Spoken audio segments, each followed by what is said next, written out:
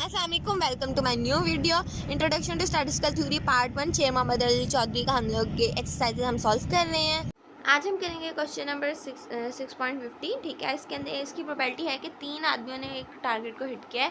पहले ने 1/6, ठीक है, दूसरी की 1/4 और तीसरी की 1/3 आई है। ठीक है, 8 shoots once at the target. हर किसी ने एक बार ही टारगेट को शूट किया। ठीक है, मतलब पहले आदमी ने 6 शॉट दिए, उसमें से एक टारगेट हिट हुआ, फिर दूसरे ने 4 शॉट मारे तो एक हिट हुआ, फिर तीसरे ने 3 शॉट मारे तो एक हिट हुआ। अब हमने प्रोबेबिलिटी निकालनी है कि one of them hit the target. ठीक है, पहले हमने पहला पार्ट ये है कि एक प्रोबेबिलिटी निकालनी है कि एक तो जो है ना एग्जैक्टली वन ने तो हिट किया हो, और दूसरी ये है कि अगर एक हिट हुआ है तो हमने ये निकालनी है कि वो फर्स्ट मैन ने ही हिट किया है। अब हमारा आएगा A is equal to first man hit target, B is equal to second man hit target. ठीक है, और सी है हमारा कि थर्ड मैन। ठीक है, अब मतलब पहले पी ऑफ ए 1/6 आ गया, फिर साथ ही हमने कॉम्प्लीमेंट निकाल लिया, वो आ गया 5/6। P of B 1/4, P of B का कॉम्प्लीमेंट 3/4, पी ऑफ सी 1/3 और पी ऑफ सी का कॉम्प्लीमेंट 2/3। ठीक है, let A denote that exactly one of them hit the target. ठीक है, वो एक ने ज़रूर हिट किया है, तो उसकी प्रोबेबिलिटी सेम पिछले क्वेश्चंस की तरह होगी जैसे हमने 6.49 में किया था। फिर ए ऐसे आ जाएगा, पहले जब ए और सी हिट करेंगे तो बी हिट नहीं करेगा, बीच में यूनियन आएगा। ठीक है, जब ए और बी हिट करेंगे तो सी हिट नहीं करेगा, कॉम्प्लीमेंट आ जाएगा इसकी जगह, और जब बी और सी हिट करेंगे तो ए का कॉम्प्लीमेंट आ जाएगा। ठीक है, अब यहाँ पे हम लोगों ने तीनों का हिट करना नहीं लिया क्योंकि यहाँ पे हम लोगों को एग्जैक्टली वन निकालना है, एटलीस्ट नहीं निकालना। ठीक है, तो पी ऑफ ए डॉट इस तरह हम लोग इसको सारा को ओपन कर लेंगे, यूनियन की जगह प्लस आता जाएगा, इंटरसेक्शन की जगह मल्टीप्लाई, इनके अंदर वैल्यूज पुट करेंगे और उसके बाद हम लोग इनको ऐड करेंगे तो हमारा आंसर आ जाएगा पी ऑफ ए का। ठीक है, उसके बाद दूसरा पार्ट है हमारा, अब दूसरा पार्ट इसका है one man hit target P of B over A. ठीक है, अब इसके अंदर हम पहले P of B intersection A निकालेंगे। हम लोगों ने ए जो है हम लोगों ने ये निकालना है कि पहला आदमी था जिसने हिट किया टारगेट को, तो इसकी जगह हम लोग जो है ना ए ही लिखेंगे और बाकी दोनों का कॉम्प्लीमेंट आएगा क्योंकि उन दोनों ने हिट नहीं किया था। इसके बाद हम इसका आंसर निकाल लेंगे, उसके बाद हम इसकी वैल्यूज़ पुट करेंगे इसके अंदर P of B over A. ठीक है, तो इसके इक्वल हो जाएगा, ये हमारा गिवन दैट वाला कंडीशनल प्रोबेबिलिटी लग गई। ठीक है, तो इसकी जगह आ जाएगा 1/12/31/72। ठीक है, ये हम लोगों ने पी ऑफ ए पहले ही निकाला हुआ था। ठीक है, और हमारा आंसर आ जाएगा 6/31। यहाँ हमारे क्वेश्चन सॉल्व हो गए। चलिए हम नेक्स्ट क्वेश्चन करते हैं। अब हम करेंगे क्वेश्चन नंबर 6.51। इसके अंदर है कि 3 मिसाइल्स आर फायर्ड, ठीक है, at a target if the probability of hitting target is 0.4, 0.5 and 0.6। ठीक है, respectively, and if the missiles are fired independently what is the probability. अब हमारे पास 4 क्वेश्चन है, हमने इनकी प्रोबेबिलिटी निकाली है। 3 मिसाइल्स को हिट किया गया है और 3 मिसाइल्स के हिट होने की प्रोबेबिलिटी 0.4, 0.5 और 0.6 थी। अब हमने इनकी प्रोबेबिलिटी निकालनी है कि तीनों मिसाइल हिट करें टारगेट को, that at least one of 3 hit the target, that exactly 1 hit the target and exactly 2 hit the target.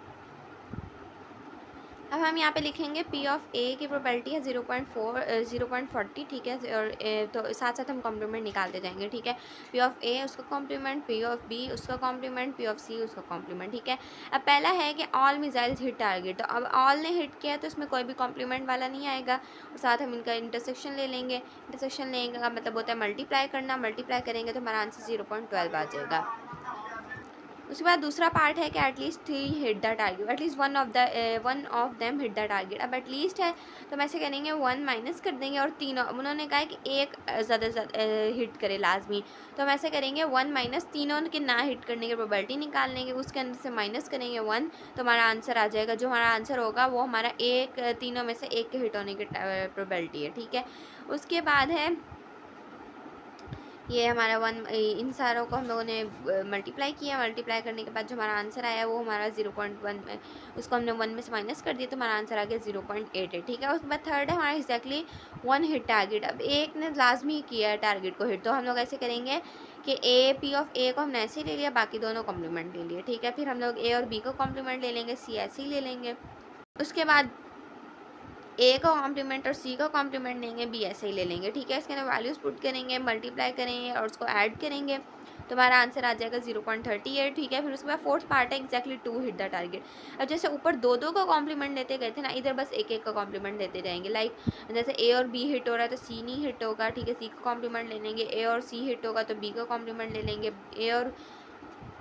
B और सी हिट होगा तो एक कॉम्प्लीमेंट ले लेंगे। इनकी जगह इनकी वैल्यूज़ पुट करेंगे, ऐड करें, मल्टीप्लाई करेंगे, ऐड करेंगे, इनका आंसर आ जाएगा 0.38। यह हमारा क्वेश्चन सॉल्व हो गया। चलें 6.52 करते हैं। 6.52 क्वेश्चन है कि A and B play game. अब दो लोग हैं, उन्होंने 12 गेम्स खेली हैं, ठीक है, जिसमें से 6 ए ने जीत ली हैं, 4 जो है ना वो बी ने जीत लिया और 2 गेम्स जो है ना वो टाई पे एंड हो गई हैं, ठीक है। अब उन्होंने इस बात को सोचा कि वो 3 गेम्स खेलेंगे, ठीक है, टूर्नामेंट खेलेंगे एक जिस पे जो 3 गेम्स पे कंसीडर करेगा, ठीक है, कंसिस्ट करेगा। और हमने उनकी प्रोबेबिलिटी निकालनी है कि A win all the games 3 games, 2 win in a tie, ठीक, 2 games and in a tie, A and B was win alternatively, B wins at least 1 game। अब हमने ये इन चारों की प्रोबेबिलिटी निकालनी है। अब हम इसको सॉल्व करते हैं। इधर है P of A win any 1 game, ठीक है, P ऑफ A जो है वो कोई भी गेम जीत लेगा, ठीक है, ठीक है। P of B A win any with any 1 game. अब उसकी प्रोबेबिलिटी 6/12 है। 12 में से 6 गेम्स A ने जीती थी, ठीक है, और 12 में से 4 गेम्स जो थी वो B ने जीती थी, और 12 में से 2 ऐसी गेम्स थी जो टाई पे एंड हुई थी। हमने ये अपना डाटा यहाँ लिख लिया है। उसके बाद हम इसको A को जो है ना अपने 3 छोटे छोटे पार्ट्स के अंदर डिवाइड कर लेंगे और वो रिप्रेजेंट करेंगे कि A विन कर रहा है फर्स्ट, सेकेंड और थर्ड गेम को। फिर B को भी इसी तरह करेंगे, छोटे छोटे पार्ट में रिप्रेजेंट कर लेंगे जो इस बात को रिप्रेजेंट करेगा कि बी विन कर रहा है फर्स्ट, सेकंड और थर्ड गेम को। और उसके बाद टी को भी हम लोग इसी तरह छोटे छोटे पार्ट्स के अंदर डिवाइड कर लेंगे, जो इस बात को रिप्रेजेंट करेगा कि ए के जो है ना मैच जो था वो गेम जो थी वो टाई हो गई थी फर्स्ट, सेकंड और थर्ड गेम के अंदर।